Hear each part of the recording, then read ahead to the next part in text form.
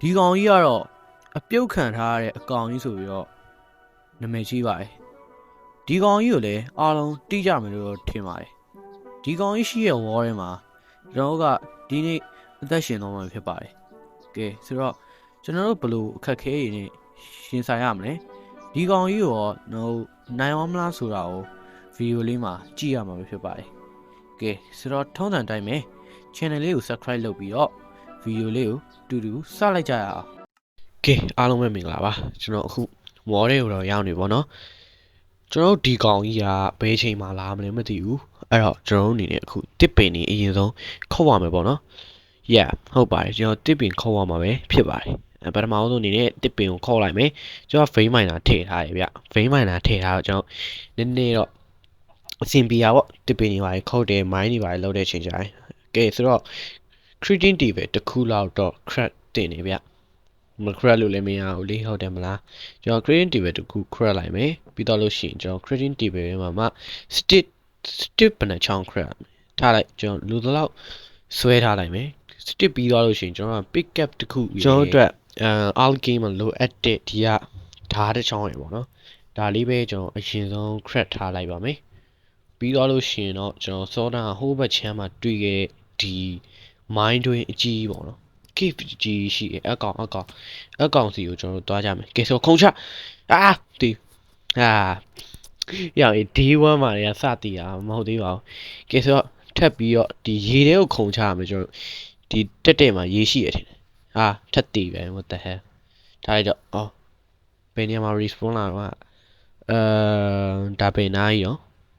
ခဏလေးငါမြင်မှုနေကြနေရတယ်မဟုတ်ဘူးပဲနားရောက်လာတယ်တီဗီကျွန်တော်ဆွမ်းတာတီဝါရဲ့နေရာထင်းနေဟုတ်တယ်ဒီနေရာရတက်သားရပြီနော်ကျန်တဲ့ပစ္စည်းဟိုဘက်မှာအရင်ကောက်လိုက်မယ်ဒီကောင်ကြီးကတော့ကျွန်တော်ပြောရမယ်ဆိုလို့ရှိရင်ဒီကောင်ကြီးရဲ့အကြောင်းနည်းနည်းပြောပြမယ်သူကကျတော့ဘယ်လိုပြောရမလဲသူဆိုတာသူ့ကိုပြစ်သွားလို့အပြုတ်ခံလိုက်ရတာပေါ့စတာအဲ့လိုမဟုတ်ဘူးသူကကျတော့ဘယ်လိုပြောရမလဲဒီရင်နွေးလေးပြုတ်ကြသွားတာထင်တယ်ရင်နွေးလေးပြုတ်ကြပြီးတော့အပြုတ်ခံလိုက်ရတယ်အဲ့ဒါနေစပြီးတော့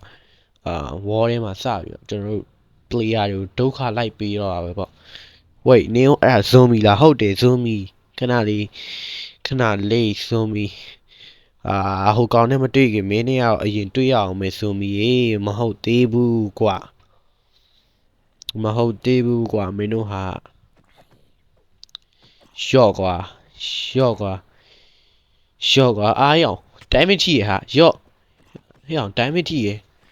ရော့တေးလားမတေးသေးဘူးလားတေးဝိုင်းအမှန်တိုင်းပြောရရင်ကျွန်တော်ဒီအဲ့လို mob ဒီပါကိုတိုက်ခိုက်တဲ့အပိုင်းမှာကျွန်တော်တိတ်ပြီးတော့မကြွမ်းဘူးဗျအဲ့ဒါလေနည်းနည်းဖြစ်တယ်ဆိုတော့ကျွန်တော်ဒီမှာအခုလက်ရှိကျွန်တော်စီမှာဒီဘယ်လိုပြောရမလဲ pick up ကပေါ့နော် pick up ကဒီ warren pick up ပဲရှိရဲအဲ့တော့ creating table တခုပြန် crap ပြီးတော့ကျွန်တော်တို့အမှဒီ zombie ရလေကွာမလာပါနဲ့လို့ creating table လေးချမလို့ပဲရှိသေးတယ်မင်းတို့ကအနောက်ကနေရောက်လာပြီခွာမဟုတ်သေးဘူးကွာအေးမလာနဲ့ငါ crap လို့နော်မလာနဲ့နော်မလာပါနဲ့ဆိုကွာတော်ပြီမင်းတို့ဟာမဟုတ်တော့ငါလိုတဲ့ iron နည်းနည်းယူပြီးလို့ရှင်မင်းတို့ငါထားခဲ့ပြီးတော့ငါတနည်းအောင်ပြေးမှရအဲ့ဒါမှငါဟိုကောင်ကြီးတွေလည်းတွေ့မှာကွာတိလားမင်းတို့ကတော့အခုလောလောဆယ်ဒီမှာပဲနေခဲ့ပေါ့ကွာတေးဝါးကြီးဟုတ်ပြီအဲ့တော့ကျွန်တော် stone picket တခု crack ကမှာဖြစ်ပါတယ်ဘယ်နားမှာဒီမှာတွေ့ပြီ stone picket တခုရေပြီးတော့ရှင်ကျွန်တော်က soft crack မလား stone soft နှစ်ခု picket ကတော့နှစ်ခုလောက် crack ထားတယ်ဘာလို့လဲဆိုတော့ကျွန်တော်ဒီမှာနည်းတူးရရှိသေးတယ်ဆိုတော့ iron တူးလိုက်မယ် iron ဘယ်နှတုံးရမလဲiron 10ခု okay 10ခုရရယ်ပြီးတော့ရှင်ဟိုဘက်ချမ်းမှာရှိသေးမလားဒီမှာလည်းရှိသေးတယ်ဘယ်လောက်ရမလဲ3ခုတယ်ကောင်းပါလိမ့်ဒါပေမဲ့တော်ပြီကျွန်တော်ဟိုးဘက်ကတော့မသွားတော့ဘူးနော်ကျွန်တော် skeleton ကျွန်တော်အခုပြစ်လိုက်ပြီပေါ့နော်မသွားတော့ပါဘူးကဲဆိုတော့ကျွန်တော်တို့ဟိုအပေါ်မှာရှိတဲ့ creating table ကိုယူအောင်မယူတော့ဘူးဆိုတော့ကျွန်တော်ခြေဦး100အောင်လစ်တော့မှာပေါ့နော်ကဲဆိုတော့အပေါ်ပြန်တက်မှာကျွန်တော်တတိရတာဗာလဲဆိုတော့ ခိုးပေါ့နော်မီးသွေးမတူးခဲ့ရပါဘူးတဲ့အဲ့တော့အပေါ်မှာပဲဆက်ပြီးတော့တူးရမှာဖြစ်ပါတယ်ဒီကမီးသွေးတစ်ချက်လောက်တူးလိုက်မယ်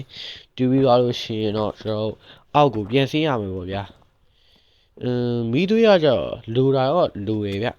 အဲ့လောက်တအားကြီးလည်းမဟုတ်ဘူးအခုလောလောဆယ်တော့ကျွန်တော်ဘာလို့အပ်နေရလဲဆိုတော့ဒီလိုတက်တာမဟုတ်ဘူးဒီလိုဟာ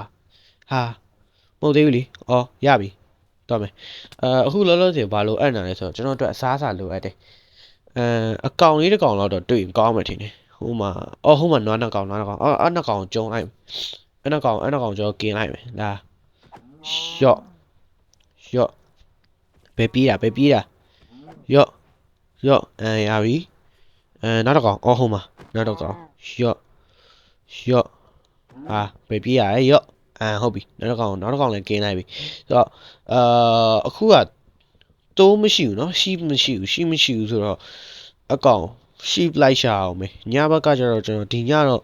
တစ်ပင်ပေါ်မှာပဲနေရအောင်မယ်ထင်တယ်ကျွန်တော်အောက်မှာလည်းနေလို့မရအောင်ဘာလို့လဲဆိုတော့ဒီကောင်ကြီးကဘယ်ချိန်လာမလဲဆိုတော့ကျွန်တော်မသိနိုင်ဘူးလေဒါပေမဲ့ day 1နဲ့တော့မလာတော့ဘူးတော့ထင်တယ်ဒါပေမဲ့လည်း line လဲလာနိုင်လေဒီဟုတ်တယ်မလားဒီကောင်ကြီးမလာခင်အစီတော့ကျွန်တော်အားလုံးအစင်းသေးဖြစ်နေဖို့လိုရပါပထမဆုံးအနေနဲ့ကျွန်တော်မြေပြန့်ကိုလိုက်ရှာမယ်မြေပြန့်ကိုလိုက်ရှာပြီးတော့ကျွန်တော်မြေပြန့်မှာအိမ်ဆောက်ရမယ်ပေါ့အခုတော့ကျွန်တော်ဒီနားမှာစကန်ခဏချပြီးတော့ကျွန်တော်မှာပါလာတဲ့ဒီကအာယုံနေအသားတွေကိုပထမဆုံးဖုတ်လိုက်ပါမယ်ဖုတ်လိုက်ကြရအောင်ကျွန်တော်ဖုတ်ပြီးသွားလို့ရှိရင်ကျွန်တော်ဘာလုပ်ဖို့ရှိလဲဆိုတော့ကျွန်တော်တစ်ပင်အိမ်လေးစောင့်ရင်ကောင်းမလားဆိုပြီးစဉ်းစားနေတာဒါပေမဲ့ဒီကောင်ကကျွန်တော်ဒီတိုင်း spiral wall ဒီကောင်ကြီးကိုကျွန်တော်တက်မဲ့ wall ဆိုတော့ထားလိုက်ပါတော့ကျွန်တော်တခြားဟာပဲဆက်ပြီးတော့လောက်ကြတာပေါ့အခုကတော့ကျွန်တော်ဒီမှာအသားတွေဆက်ပြီးတော့กินရမယ်ကျွန်တော်လည်းဒီမှာတွေးရစတော့မဲ့ချန်တော့ရဲ့ဒီချိန်မှာသာဟိုကောင်ရဲ့အနောက်ကနေဘွားကနေဆိုပြီးရောက်လာလို့ရှိရင်ကျွန်တော်ရဲ့ဘွားကတော့မတွေးရစရာပဲဗျာကဲအာယုံနေနဲ့ကြိုလို့ပြီးသွားပြီဆိုတော့ကျွန်တော်တို့လိုအပ်တဲ့ရှီတစ်ခုလှုပ်ဖို့လိုရယ်လေရှီတစ်ခုလှုပ်ပြီးသွားလို့ရှိရင်ကျွန်တော်ကညဘက်လည်းမိုးရှုပ်တာဖြစ်နေတဲ့အတွက်ကျွန်တော်တနေရာမှာအမြင့်တနေရာကိုကျွန်တော်သွားဖို့တော့လိုရယ်ဗျဘာလို့လဲညရောက်လာပြီပဲကွာငါတို့အောက်မှာနေလို့မဖြစ်တော့ဘူးဒီဘက်ဘေးမှာလည်း creeper တွေနဲ့ zombie တွေကငါ့ကိုတက်ခိုင်နေတယ်အဲ့တော့ငါ့အပေါ်တက်ပြီးတော့နေလိုက်မယ်ကွာအပေါ်ငါတို့တက်တဲ့အခါကျတော့ဒီကောင်တွေလည်းမတက်လာတော့ဘူးလေပြီးတော့ရှင်ဟိုကောင်ကြီးလက်ထဲရလေငါလွတ်တာပေါ့ block 2 block 3 block 4 block 5 block 6 block ဟုတ်ပြီဒီဘက်ရှမ်းကိုလည်း block တွေထပ်ထည့်လိုက်မယ် okay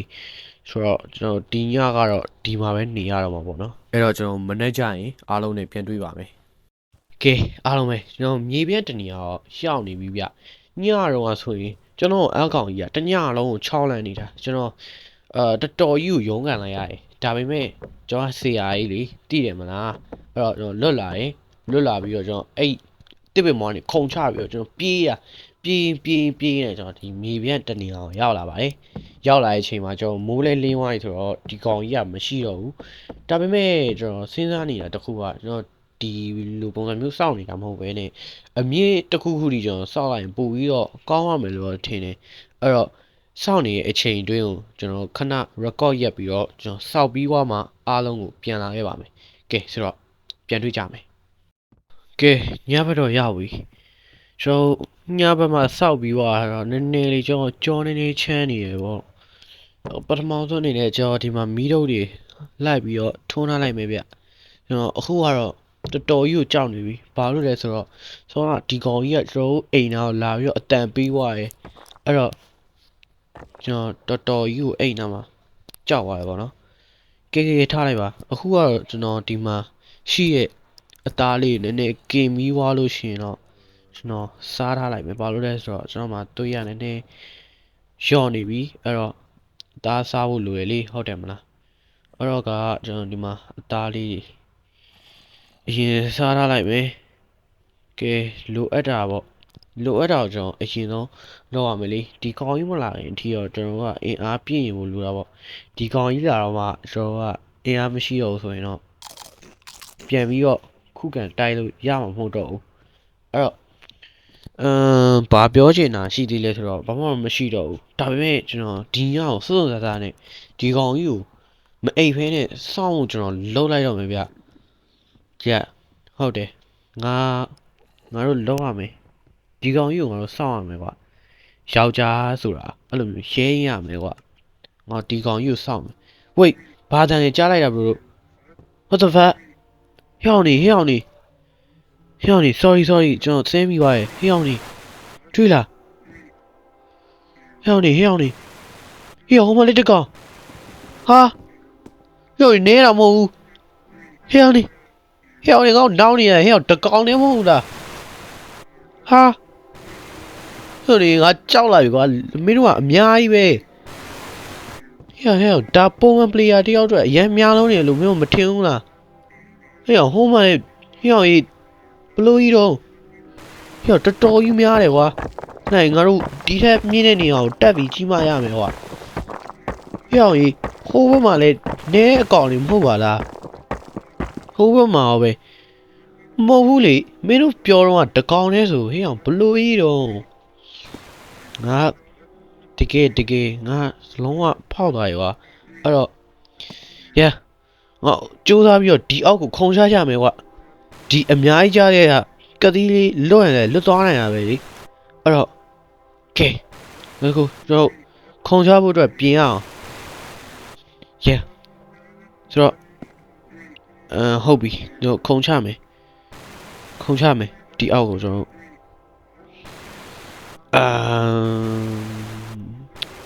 ခုံချတဲ့လို့လားကွာခုံချရင်ကောင်းမလားဥစ္စာထားလိုက်တော့ကွာငါတို့ကန်ကောင်းလို့ရှိရင်လေလွတ်ရင်လွတ်မှာပေါ့အဲ့တော့ငါတို့ခုံချလိုက်မယ်ကွာကဲရှု2 block 2 block 3 block ရပြီငါတို့ဒီနောက်ခုံချလိုက်